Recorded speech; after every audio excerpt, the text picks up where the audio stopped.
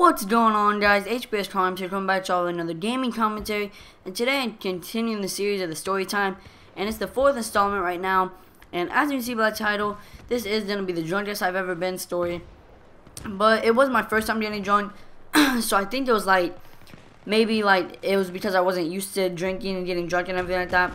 So it just affected me really bad. It's not like the first time you get high, that's your highest time. Well, that's kind of how it was. So this is how it all started. My cousin came over to my house, and my dad had his girlfriend over, and they were getting a little tipsy, you know, near the bonfire, and they were just drinking and stuff. So what me and my cousin did, all sneaky and everything, I was about 12, he was about 13, 14 maybe, and we went into the kitchen, and we got this, y'all know those Hawaiian Punch gallons? They're really huge, but we got the cherry flavored one, and we got the big gallon, and it was only half full maybe, so we got maybe a quarter of coconut rum, and poured it in there and just shook it all up. It was the most amazing fruit drink I've ever tried in my whole life, and it gets you pretty messed up while you're at it. So I definitely recommend trying that. What else we took? We took a few shots of Jose Cuervo, and we took maybe like a beer or two.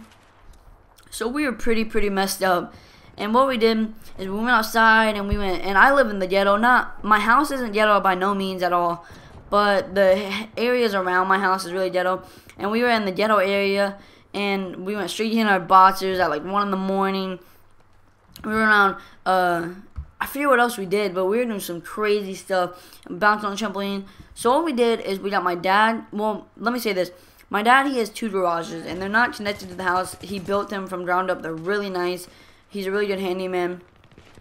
And he has 2 in my yard. So one had a ladder on it, and at the time we didn't have any trampolines because my dad took them all down because I broke both my legs on them and my wrist.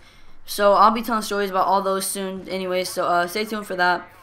But so basically what we did, we grabbed the ladder, we put it in my dad's garage. And the first one he ever built was it wasn't as nice as the second one, but it was really bigger. It was really big, and it was way taller.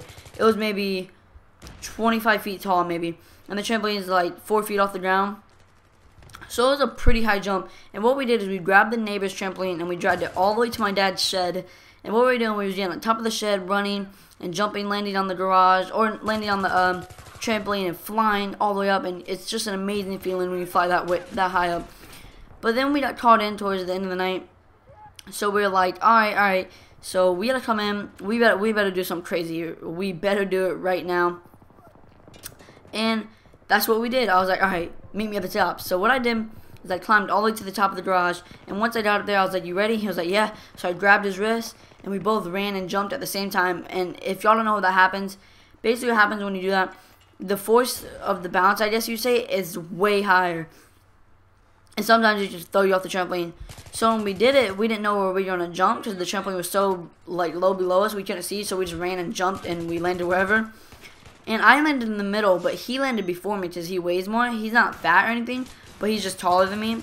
He's actually skinnier than me.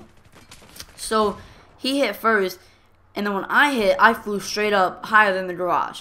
And I hit a bunch of trees, and then he hit it, and then he flew backwards like an explosion just happened. I flew up, and he flew back, hit his back on the garage, scraped his ass and everything.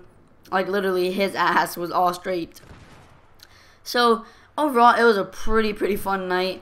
But I hope you enjoyed this story time, and the next story time is how I got caught smoking weed. So if you want to stay tuned for that, it's a pretty good story.